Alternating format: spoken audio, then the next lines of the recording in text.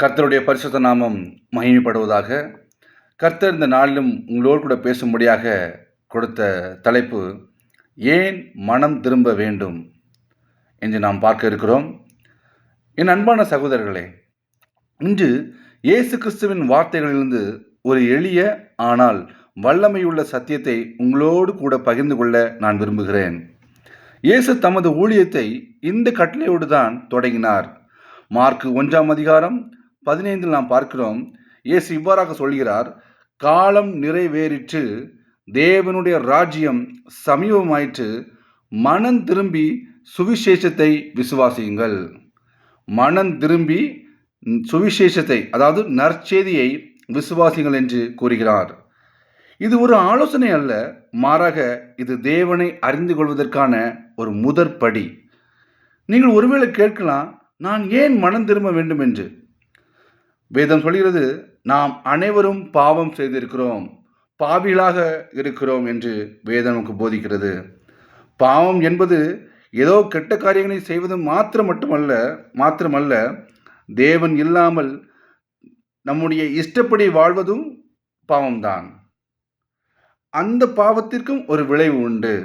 லூக்கா 13:3 இங்கே இயேசு எச்சரிக்கதை நான் பார்க்க முடிகிறது. அது என்ன? நீங்கள் மனம் திரும்பாவிட்டால் எல்லாரும் அப்படியே கெட்டு போவீர்கள். இது மிகவும் தீவிரமான ஒரு காரியம். ஏனென்றால் நாம் மனம் திரும்பாவிட்டால் நாம் இந்த வாழ்க்கையில் மட்டுமல்ல, நித்திய காலமாகவும் தேவனை விட்டு பிரிந்திருப்போம் என்று இதற்கு பொருள். அப்படியானால் மனம் திரும்புதல் என்றால் என்ன? மனம் திரும்புதல் என்பது வெறும் மன்னித்து விடுங்கள் என்று சொல்வது மட்டுமல்ல, அது இருதயத்தின் மாற்றம். ஆமென். அதன் அர்த்தம் என்னவென்றால், தான் ஒரு பாவி என்பதை ஒத்துக்கொள்கிறான், தன்னுடைய பாவ வழிகளிலிருந்து விலகுகிறான், அவன் மீண்டும் தேவனிடத்தில் திரும்புகிறான்.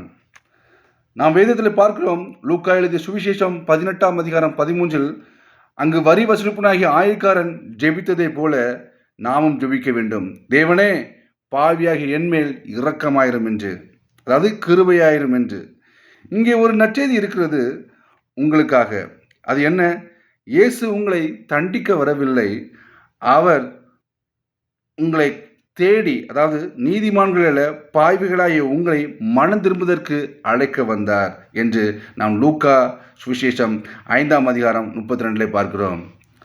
அப்போ உங்கள் கடந்த காலம் எதுவாக இருந்தாலும் சரி, நீங்கள் செய்த தவறுகள் எதுவாக இருந்தாலும் சரி, நீங்கள் தேவனை விட்டு எவ்வளவு தூரம் தள்ளி இருப்பதாக நீங்கள் உணர்ந்தாலும் நீங்கள் மீண்டும் அவரிடம் வர முடியும். ஏனென்றால் இயேசு இன்றும் உங்களை அழைக்கிறார். ஆனால் இங்கே ஒரு கேள்வி எழும் நமக்குள்ளே, நாம் யாரிடம் மனம் திரும்ப வேண்டும் என்று, அதாவது யாரை நோக்கி நாம் மனம் திரும்ப வேண்டும் என்று. பாவம் தேவனுக்கு எதிராக செய்யப்படுவதால், அதாவது பிதாவாகிய தேவனுக்கு செய்யப்படுவதால் நாம் அவரிடத்தில் மனம் திரும்புகிறோம்.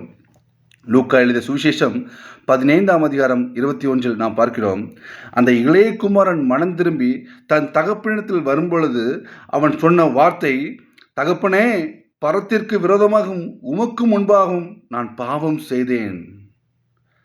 அவ்வாறு நாம் மனம் திரும்பும்போது இயேசு கிறிஸ்து என்னும் நீதிபரன் மூலமாகவே நாம் வருகிறோம் பிதாவினிடத்தில். ஏனென்றால் இயேசு சொன்னார், நானே வழியும் சத்தியமும் ஜீவனுமாய் இருக்கிறேன், என்னை அல்லாமல் ஒருவனும் பிதாவினிடத்தில் வரான். அல்லேலூயா என்று யோவான் 14:6 பார்க்கிறோம். அப்போ இயேசு இல்லாமல் நம்ம பிதாவினிடத்தில் கண்டிப்பாக நம்ம வர முடியாது.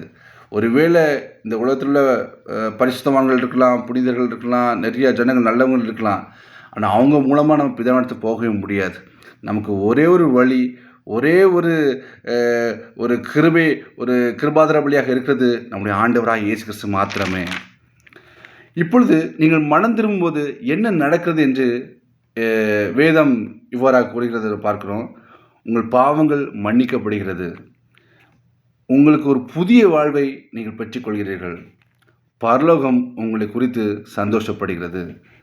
ஆம், இயேசு லூக்கா 7:48 சொல்கிறார், அந்த ஸ்திரீயை பார்த்து, அதாவது அந்த பெண்ணை பார்த்து சொல்கிறார், உன் பாவங்கள் மன்னிக்கப்பட்டது. எல்லாரும் கல்லெறிஞ்சு அவளை கொல்ல பார்த்தாங்க, ஆனால் இயேசு சொன்னார், உங்களை யார் பாவம் செய்யலையோ அவன் முதலாவது கல்லெறிட்டு சொன்னோன்னே எல்லாரும் போயிட்டாங்க. எல்லாருமே பாவிகள்னு அவங்களுக்கு உணர்த்தப்பட்டுச்சு, குத்தப்பட்டுச்சு. ஆனாலும் அந்த ஸ்திரீயை பார்த்து இயேசு சொன்னார், உன் பாவங்கள் மன்னிக்கப்பட்டது, இனி பாவம் செய்யாதே என்று. ஆமென். அப்போ கற்பனை செஞ்சு பாருங்க, நீங்கள் மனம் திரும்பும் பொழுது உங்களுடைய கடந்த கால பாவ வாழ்க்கை முழுவதுமாக துடைக்கப்படுகிறதுங்க. உங்கள் பாவங்கள் மன்னிக்கப்பட்டதை விசுவாசத்தின் மூலமாக நீங்கள் பெற்றுக்கொள்ளுங்கள். மேன், என் அருமையான சகோதரர்களே, இது உங்களுக்கான தருணம். தாமதிக்காதீர்கள்.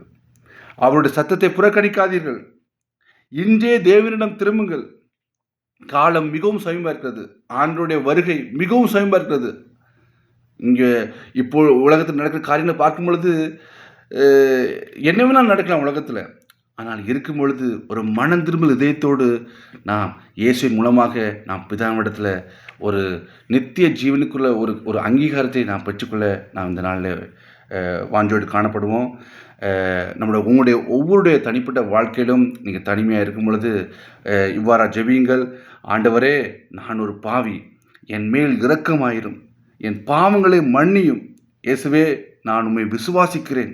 நீர் எனக்காக பிதாவினிடத்தில் பரிந்து பேசும், என்னை மன்னித்து என் வாழ்க்கையை மாற்றும் என்று ஒரு முழு இருதயத்தோடு ஒரு உண்மையான ஒரு ஜெபத்தை நீங்கள் ஒவ்வொரு நாளும் நீங்கள் ஏறெடுக்கும் பொழுது தேவன் நிச்சயமாக உங்களுக்கு செவி சாய்ப்பார். ஏனென்றால் அவர் உங்களுக்கு தொலைவில் அல்ல, அவர் உங்கள் கூப்பிடுதலுக்காக காத்து கொண்டிருக்கிறார்.